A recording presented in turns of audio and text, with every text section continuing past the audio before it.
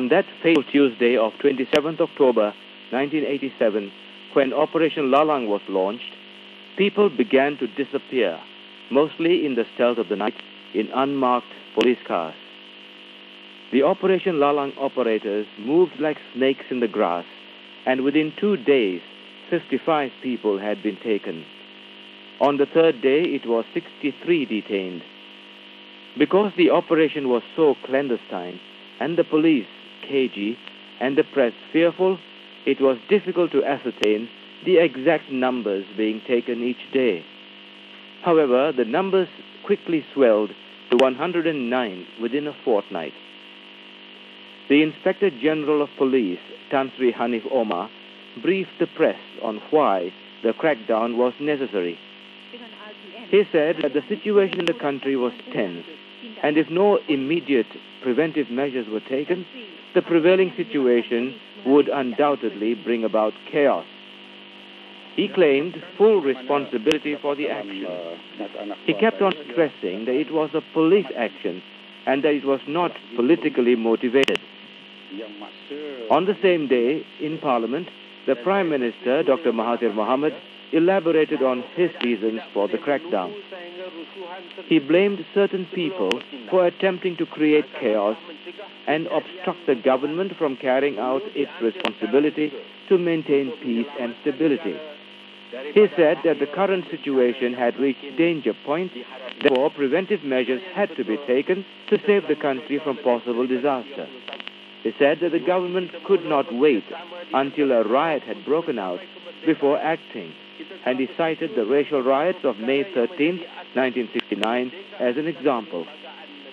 He accused the opposition party leaders, especially the DAP, for blowing up racially sensitive issues.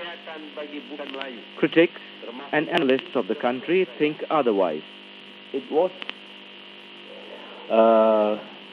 concocted and conceived and conducted by the political masters, by the political rulers, definitely not by the police. The police were just there to carry out the orders. I think it's a little bit hard to believe that it was just police action. I think it's more political. Maybe there may have been a little bit of police element in the sense that they felt that things were getting out of control, and maybe they would have to then take something to keep things in control. But I think if you look at the consequences of what happened after the action, the way everything simmered down and almost all the prime ministers and government's problems seem to be sorted out one after the other, I find very hard to accept that explanation that there's police action. Well, our immediate comment is that it is a political action. I do not think it was a mere police operation. There's a lot of evidence to show that it was politically motivated. The North-South Highway scandal, which had gone to court just before the crackdown, the UMNO 11 case, which had also gone to court. These would be two of the most outstanding instances of events which were linked to crucial political developments. And I would suggest all the other things that had happened, the University of Malaya electives issue, the Chinese schools issue, all these issues had political undertones, and there's no way in which one could argue that it was not politically motivated.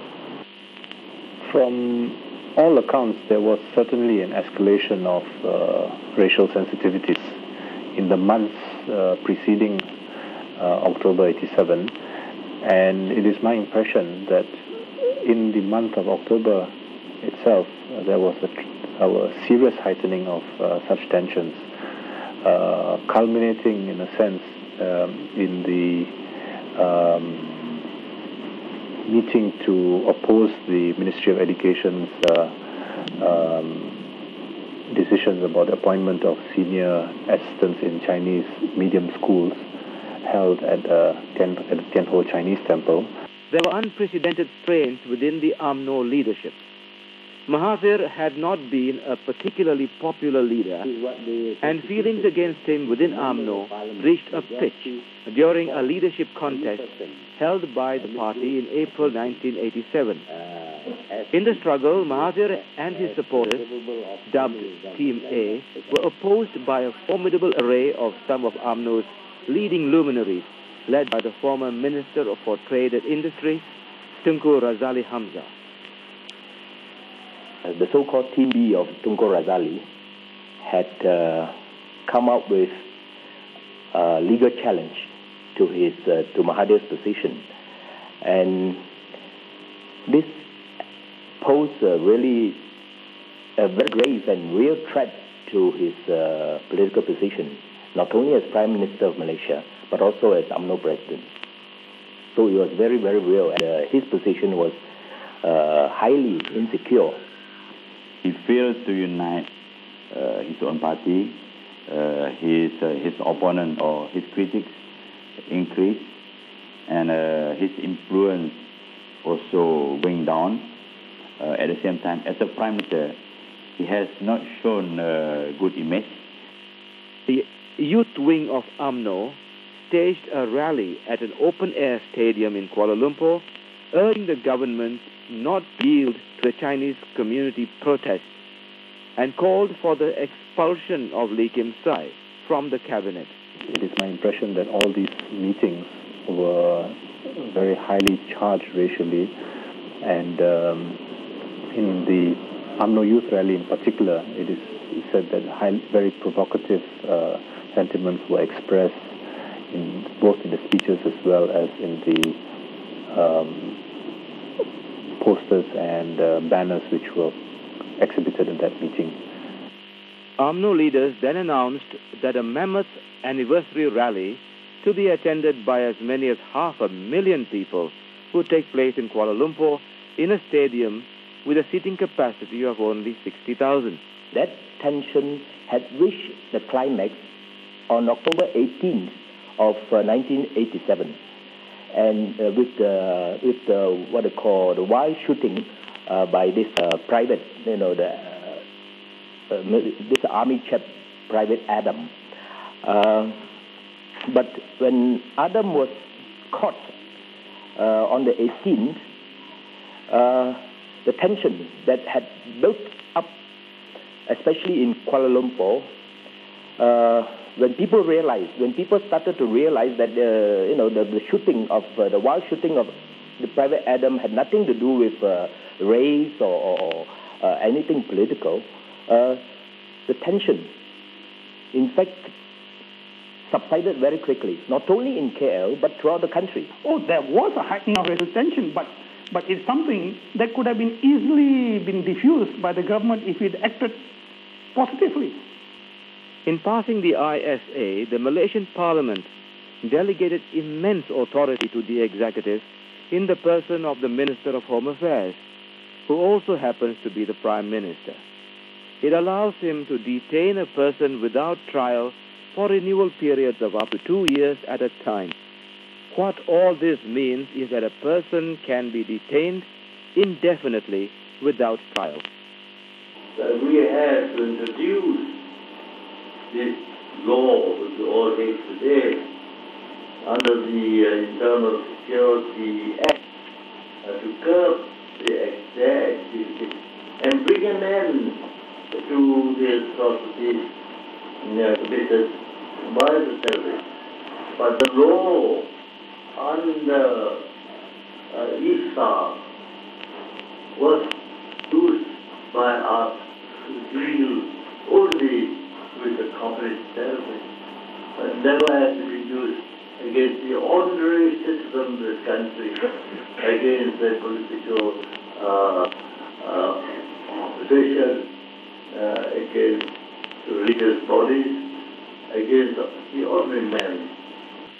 Therefore, from the beginning until now, every government that has been ruling this country has resorted to the Internal Security Act to move against people whom it perceives as danger, as a threat to its monopoly of political power in this country. The victims of such punishment were not only the detainees, but also their families, especially the spouses and the children. The trauma they went through can never be erased from their memories or blotted out from the country's history. We shall overcome.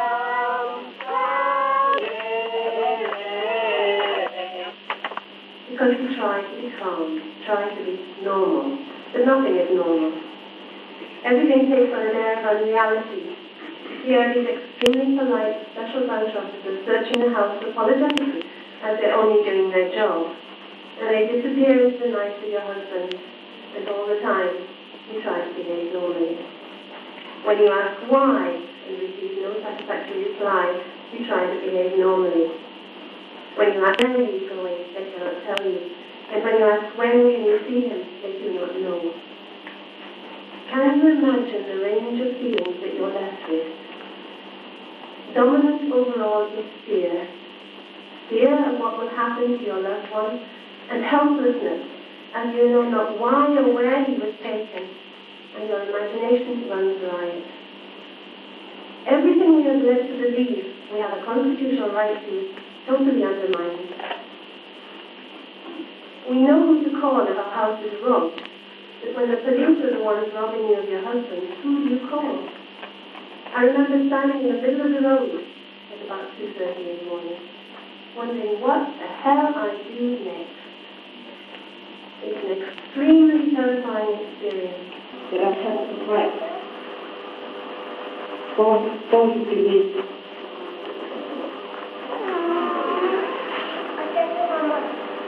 The struggle for the people is, according to him, is going to be his legacy for his children. He often tell me or tell many people or his friends that he doesn't want his children to sit at his face and say, you know, things weren't going right. Things were going wrong. Why didn't you do anything about it? I'm proud to say that my father is an honorable man with very strong principles. One who puts duty before self, and is constantly intent on defending the defenseless. However noble the use of the ISA in the latter months of last year may have intended to be, it is imperative that my father and the other individuals under detention, and who have been unfairly denied their deservingly entitled freedoms, be immediately released so as to restore the notion of democracy in Malaysia.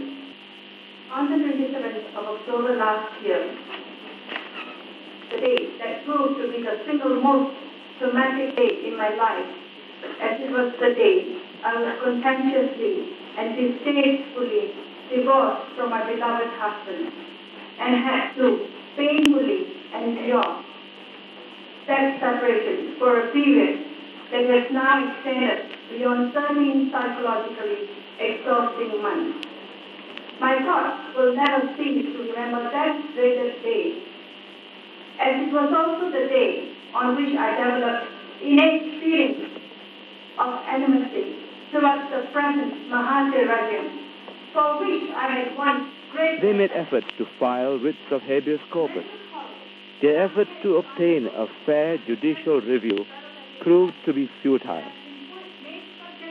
Lawyer Lim Chin Chin says that decisions that are purely subjective and without facts make it virtually impossible to obtain justice in the courts.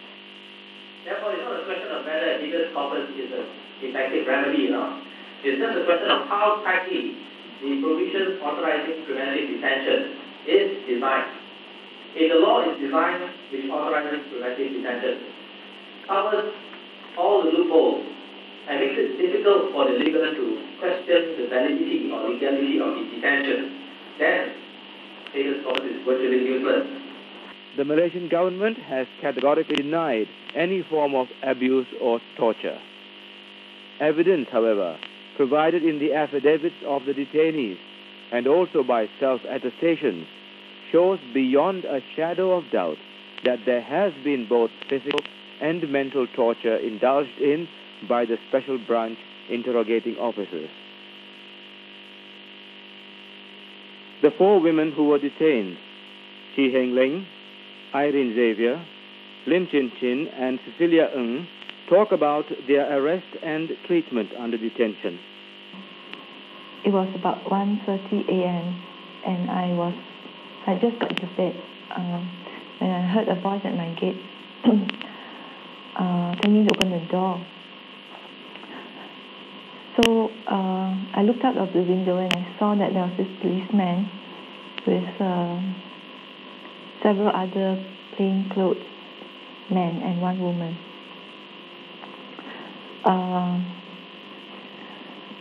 I was quite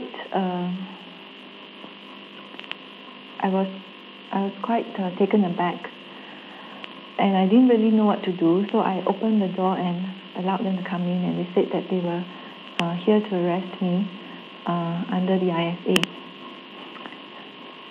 I told them that I wanted to make a phone call to my family and to my lawyer, but they did not allow me to do that. He came in with a stick that day, and he told me right at the start of the session that he was going to beat me. And he said because I had withheld information. And he said it doesn't matter now whether you tell us or you don't tell us. Even if you tell us, they're still going to beat you anyway. This is to teach you a lesson, because you have been taking us for a ride, kind of thing. And so he built up his own temper, actually. So I had to sit there and watch him building himself into a frenzy first. And then he started eating me. And for me, that was a very shocking experience because I've never been beaten before. He slapped me repeatedly like that for short period, and he pulled my hair and while he stood behind me, ordered me to take off my blouse, which I did. There was 1 woman officer sitting in front of me. I think that was the session during which they intimidated me. I was very nervous, very, very highly tense throughout the 60 days. Well, I guess more so in the beginning. And I remember the first week, I hardly ate at all. They thought I was going on a hunger strike. I was very nauseous throughout. I could see, I could feel my nerves, just sort of at the neck would just, go off like that. I was actually afraid of going insane, going berserk. And this feeling was in the interrogation room as well as when I was alone in my cell. I had this fear that I would just let go of everything and just spill out everything, or just talk nonsense, or just keep quiet and kind of reach a point of no return, so to say. And that was my fear, really. I think like Chin, I too was very afraid of losing control.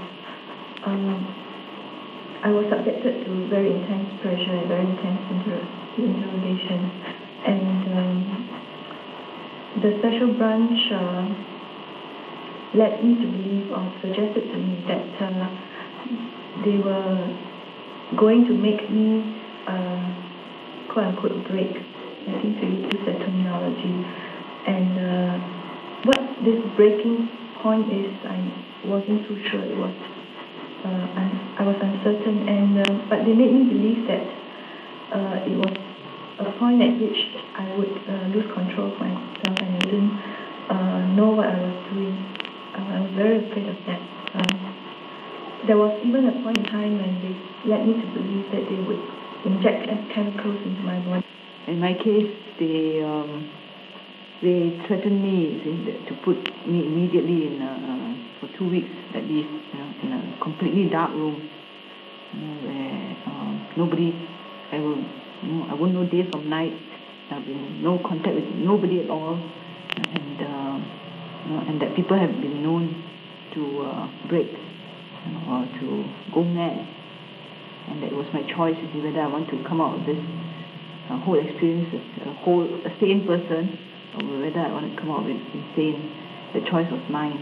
They would suggest very subtly to me by saying that we've had a detainee before, and we subjected her to total deprivation. We didn't give her any food, any drinks. She had to do her toilet wherever she was. She menstruated without a single stitch on her, etc., etc. Or about this other lady that we, did this and this to her, we raped her, we, put her on a table, tickle her with a feather from head to toe. So it wasn't like they didn't say we are going to do this to you. They led me to believe that it was possible that they could do all these kinds of things to me because they have done it to other people before. And at that time, I really believed them because I was in a situation when I was totally helpless. I was totally dependent on them for my food, for going to the toilet, and especially for seeing my family. There was always the underlying threat that they would not allow me to see my family or anybody else.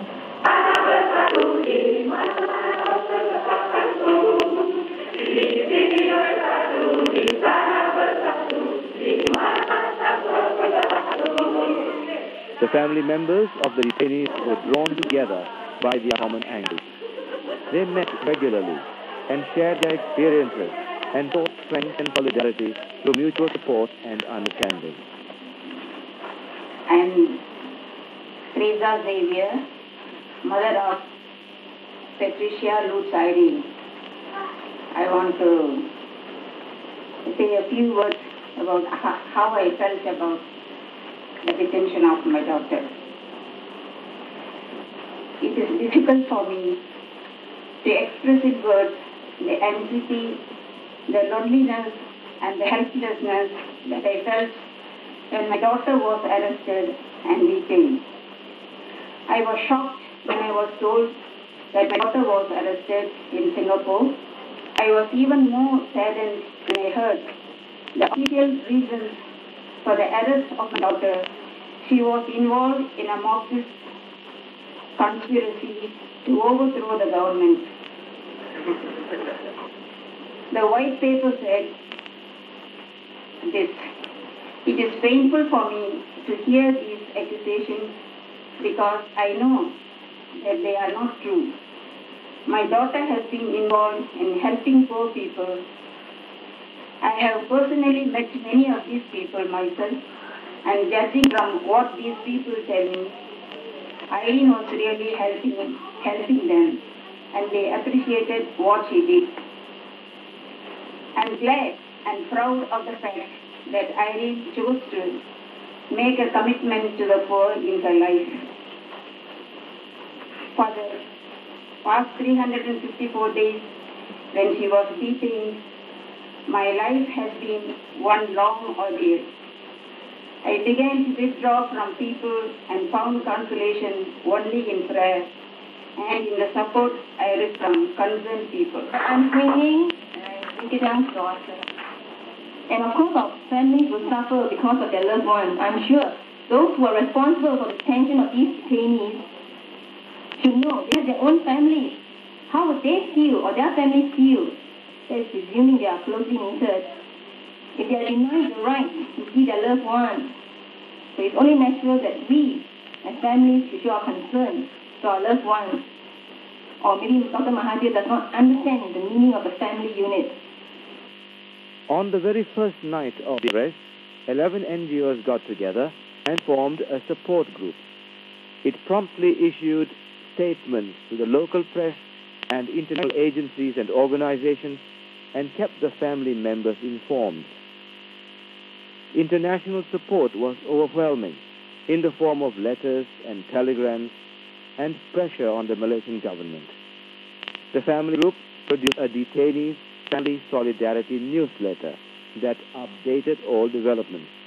Although there was a strong spirit of determination and hope, Dr. Tan Chi Kun was trying to prepare the family members for the worst possible. As you know, this interrogation will last for 2 months, after which they will all be served with the detention order of 2 years, or they will be released. But nevertheless, I would say that you, the relatives of the detainees, should not build too much hope on their release. As far as I can see, those that are released have been already released. And those who have not been released, we should not build too much hope on their being released come the 2 months of interrogation. Although about half of the detainees were released before the end of the 60-day period, that is, 55 unconditionally and 10 conditionally, the rest, about 40 of them, were served with a renewable detention order for 2 years on Christmas Day 1987 after a grueling 60 days. They were sent to a detention camp in the north. It is called the Kamunting Detention Camp, out in the country, occupying a huge piece of land at the foothills of Taiping, a town in the north of Para. Here the detainees were allowed 1 family visit a week and meet legal counsel. The conditions were somewhat relaxed. They were quartered in small groups and no longer in solitary confinement. 7 months later, the first few were released. Cecelia Ng and Lim Chin Chin were among the first 7 released on the 3rd of June, 1988.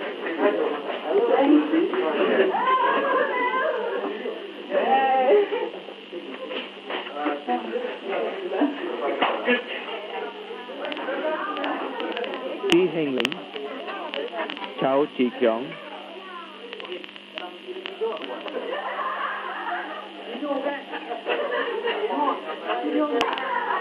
Chan Ka Kin,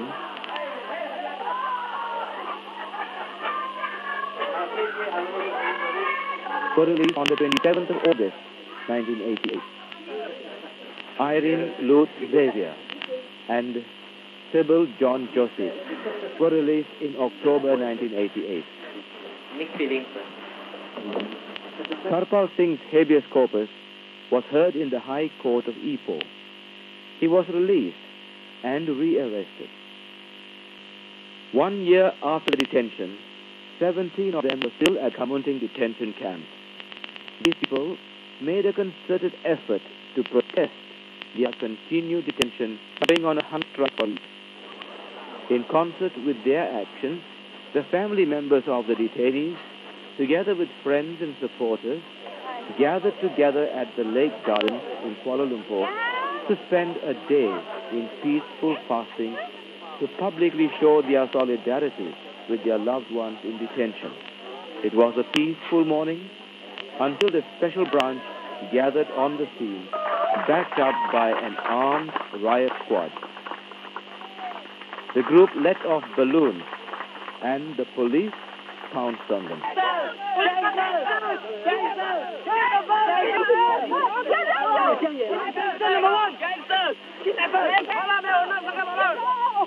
Please go! Please go! I will walk! Please go! I will walk peacefully! Please go!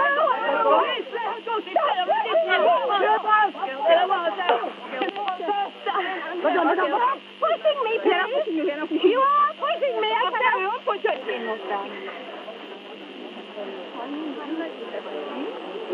How do you feel about this, Anne? I wasn't told I was under arrest. There were about 6 women and 2 men pulling and shoving me, not letting me walk by myself. Yes, they hurt me. They pulled my arms, they all were red. They were pushing from behind. I couldn't keep my feet. And I wasn't told why. It's a very frightening experience. I think the worst part of it is that my children, I didn't know what would happen to my children. First of all, they arrested my husband, and I never knew why. to me, and they still haven't given any good reason for his arrest, and now they wanted to arrest me. Lawyer Mr. Nyao, who confronted the police, said, now, under the law, under the Constitution, nobody can do that, even the police. Dr. Kwa Kia Sung was released on the 14th of January. On the 26th of January, Dr. Muhammad Nasir was released. The last two to be released were DAP Secretary General Lim Chin Chin and his son Lim Guan Eng on the 19th of April, 1989.